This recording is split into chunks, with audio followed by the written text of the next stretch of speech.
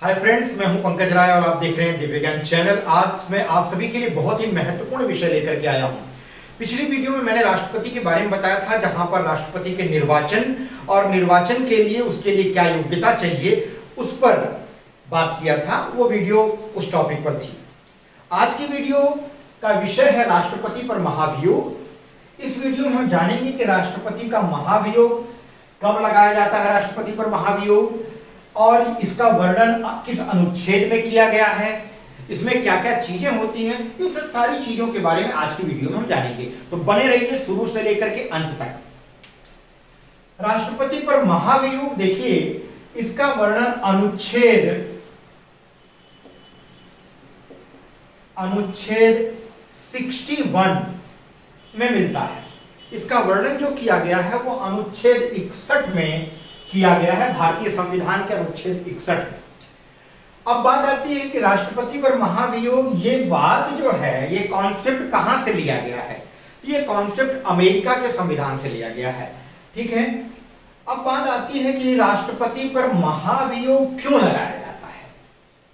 तो राष्ट्रपति पर महाभियोग लगाने का कारण क्या है? क्या कारण है भाई? किस कारण से राष्ट्रपति पर महाभियोग लगाया जाता है? तो संविधान का उल्लंघन।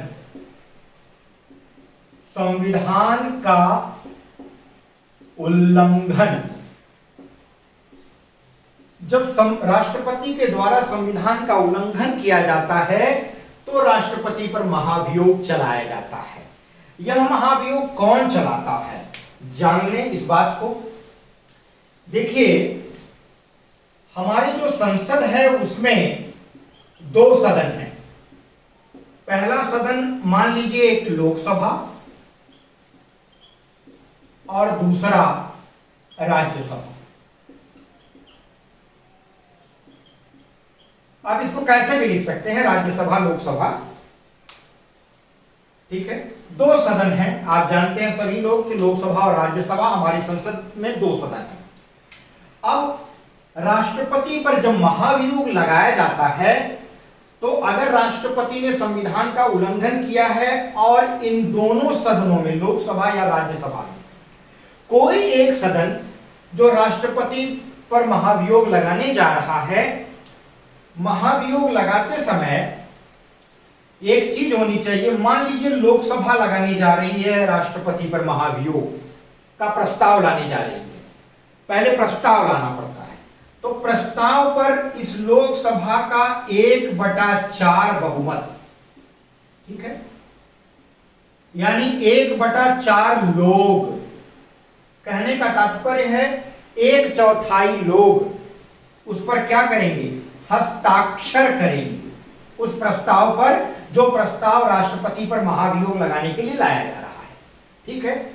उस प्रस्ताव पर जिस सदन में वो प्रस्ताव लाया जाएगा वह सदन लोकसभा भी हो सकता है, वो सदन राज्यसभा भी हो सकता है। अगर लोकसभा में महाभियोग लाने का प्रस्ताव लाया जा रहा है तो लोकसभा के 1/4 लोग यानी सांसद उस प्रस्ताव पर हस्ताक्षर करने चाहिए।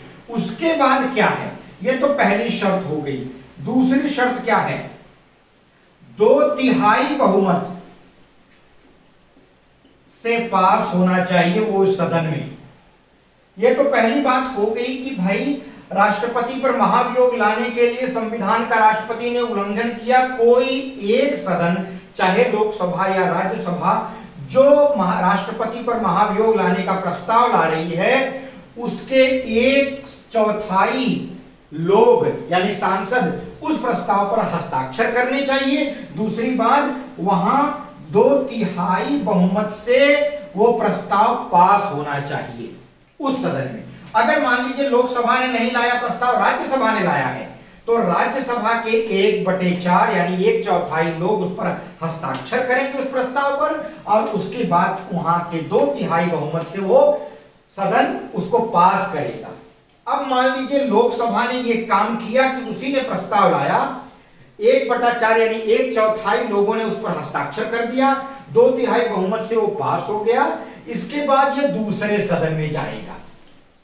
लेकिन दोस्तों एक बात गौर करिए, एक चौथाई लोगों के हस्ताक्षर करने से पहले राष्ट्रपति महोदय को, यानी ये प्रस्ताव लाने से पहले जो सभा, जो सदन ये प्रस्ताव लाना चाह रहा है, यहां से एक सूचना दी जाएगी। किसको? राष्ट्रपति को। राष्ट्रपति को सूचना दी जाएगी कितने दिन पहले? 14 दिन पहले। 14 दिन पहले राष्ट्रपति को सूचित किया जाएगा कि आप पर महाभियोग लाने के लिए हम प्रस्ताव पारित करने जा रहे हैं इस सदन में। ठीक है, तो 14 दिन पहले राष्ट्रपति महोदय को सूचित हो जाना चाहिए कि उनके ऊपर महाभियोग की तैयारी की जा रही है, वो उससे क्या हो, विज्ञ होने चाहिए। इसके बाद 1/4 बहुमत, यानी 1/4 लोग हस्ताक्षर करेंगे, उसके बाद 2/3 बहुमत से वो पास होगा उस सदन में, जिस सदन में प्रस्ताव लाया गया। इसके बाद वो अगले सदन में दिया जाएगा, भेजा जाएगा, और अगला सदन भी 2/3 बहुमत से पास करेगा तो ही राष्ट्रपति पर महाभियोग लगेगा।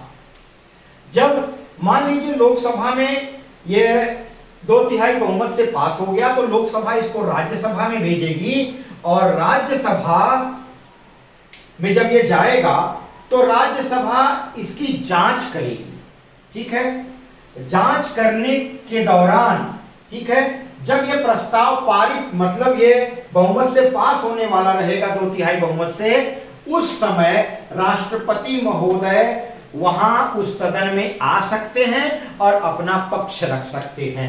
ठीक है, तो एक सदन में 2/3 बहुमत से, 2/3 बहुमत से पास होने के बाद दूसरे सदन में भेजना। एक तो बात ये हो जाएगी।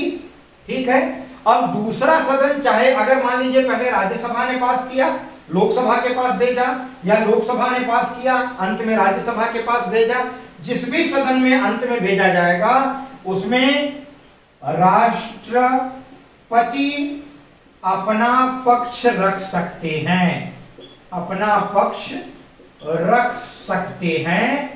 वो कह सकते हैं कि हमने संविधान का उल्लंघन नहीं किया, ये बात झूठी है, अब उस पक्ष में उन्हें जो बात कहनी है वो कह सकते हैं। अगर राष्ट्रपति नहीं आ रहे हैं तो उनका कोई प्रतिनिधि वहां पर आएगा। ठीक, अब एक बात और, जब ये पास हो जाएगा, मान लीजिए जिस सदन ने इसको पास किया, अंतिम सदन, वहां भी 2/3 बहुमत से ये पास होना चाहिए। यानी ये अगर लोकसभा ने राज्यसभा के पास भेजा तो राज्यसभा के 2/3 सांसद का बहुमत इसको मिलना चाहिए, तब जाकर के ये प्रस्ताव पास होगा।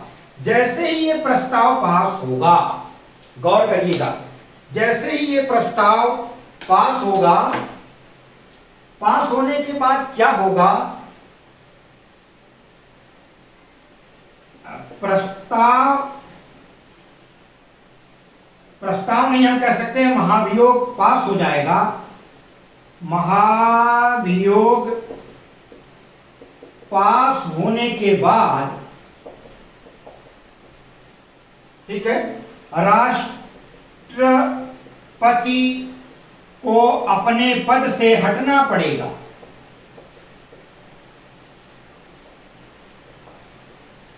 राष्ट्रपति को अपने पद से तुरंत हटना पड़ेगा, उसी दिन हटना पड़ेगा जिस दिन दूसरा सदन इसको 2/3 बहुमत से पास कर देगा, इस महाभियोग को। यानी अब फाइनल हो गया, अब राष्ट्रपति को हटना ही है।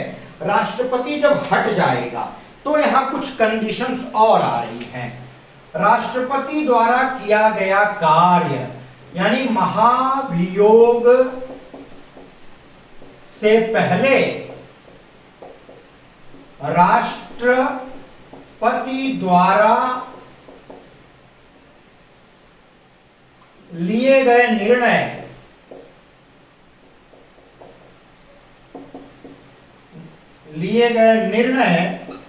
ये सब वैध रहेंगे।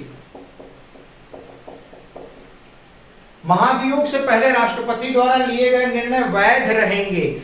जिस भी राष्ट्रपति पर महाभियोग लगाया जा रहा है, महाभियोग जब दूसरे सदन में 2/3 बहुमत से पास हो जाएगा तो महाभियोग से पहले उस राष्ट्रपति महोदय ने जिनके ऊपर महाभियोग लगाया गया है, उन्होंने जो कुछ भी फैसला लिया रहेगा, जो कुछ भी निर्णय लिया रहेगा, वो सारा का सारा निर्णय वैध माना जाएगा। वो कहीं से भी कोई भी चीज निरस्त नहीं की जाएगी, जो कुछ भी उन्होंने निर्णय लिया या कार्य किया। अब आगे की बात, अब जब ये राष्ट्रपति महोदय हट गए, जिस दिन संविधान में जिस दिन सदन में यानी दूसरे सदन में 2/3 बहुमत से महाभियोग पास हो गया और राष्ट्रपति महोदय पद से हट गए, उसके बाद की कंडीशन क्या आएगी? उसके बाद की कंडीशन ये आ जाएगी भाई अगला चुनाव कब कराया जाएगा। अगला चुनाव 6 महीने के भीतर, जिस दिन वो अपने कार्य से हटेंगे उस दिन से 6 महीने के भीतर अगले राष्ट्रपति का चुनाव यानी राष्ट्रपति का फिर से निर्वाचन के लिए प्रक्रिया स्टार्ट हो जाएगी और वो चुनाव हो जाना चाहिए, ऐसा प्रावधान संविधान में है। अब महाभियोग की प्रक्रिया में एक बात और आती है कि क्या उसमें एक तो निर्वाचित सांसद होते हैं और एक और होते हैं जो राष्ट्रपति के द्वारा या राज्यपाल के द्वारा मनोनीत किए जाते हैं। राज्यपाल के द्वारा मनोनीत तो विधानसभा में किए जाएंगे, राष्ट्रपति के द्वारा मनोनीत किए जाएंगे कहां पर? संसद में। अब बात यह आती है कि ये जो सांसद मनोनीत होते हैं वो मनोनीत सांसद भी यानी मनोनीत सांसद भी महाभियोग में भाग लेंगे।